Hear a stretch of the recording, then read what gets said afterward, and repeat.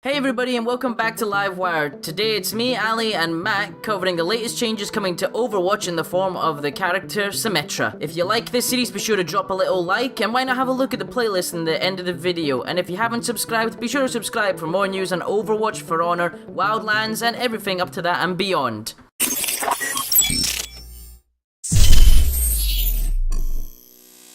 Symmetra has changed completely. Some of the biggest problems that already existed with Symmetra is the fact that she felt like not as good a utility hero as she could be. She was support, but she doesn't heal, she doesn't provide a lot of shields, her teleporter's good, but realistically, the game's been out long enough that nearly everybody knows her, everybody puts their teleporter by now, rendering her almost mute. Yeah, and pretty much nobody played her on attack or on points. Like, if you captured the first point against Symmetra, then you would have to immediately switch off of Symmetra because she was useless after the first point. Exactamundo. So, the developers that came out and made an announcement, and her ultimate has actually changed. Her ultimate now actually has two choices. Her original teleporter is there, or you can toggle between it to deploy an item in the world. Her shield generator, it creates a very large area in which all members of the team receive a substantial barrier added to their health, like to that of a Lucio sound barrier ult, but it's actually permanent. This is a non-line of sight ult, so you can hide it in places like you would the teleporter, and you can still reap the reward. If you lose the first point, so that kind of the teleport is useless after that, you still got this other ultimate, which is just awesome, and I think that's the reason why they've done it, so that she can be viable on multiple points. So her barrier skill has also been trashed, and instead it's now her photon barrier, which works like Reinhardt or Winston's barriers. It projects out from her in the movement-like direction from her, so it replaces the need for some tanks in certain situations. Case in point, if you have a Roadhog and a Zarya. What they haven't said is that if it can move dynamically with Symmetra, as in with Reinhardt,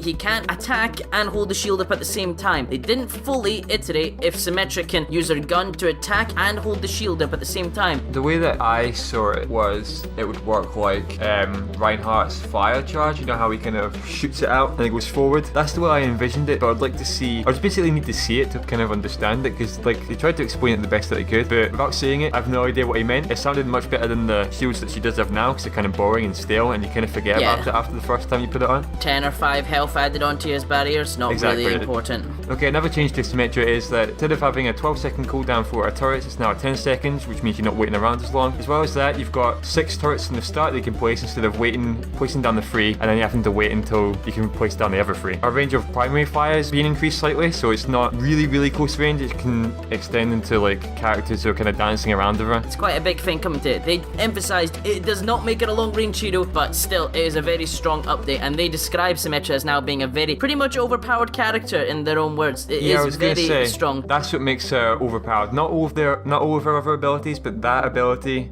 being able to lock on like with ease practically, it's going to be really strong against all the close range heroes. Other little changes they said that are coming is that the Oasis control point map is coming to the PTR really soon, like in the next coming week or so. And they also say that the Oasis control point map will be live by 2017, they'd like to hope. The main thing they're focusing on is testing the jump pants in it. The other thing that they added is that there's a new option once you finish the game called the Stay With Team option. It makes an automatic party for you and the people who would just play the game in the same team who might not be friends or have never played together, which is kind of good because it encourages the making of new friends within the game. And if you've got a team that actually communicates and works well together, it's good because it means you can continue playing with them in ranked especially, rather than rolling the dice and maybe getting a toxic player who only mains Reaper or Genji. Yay, Overwatch friends!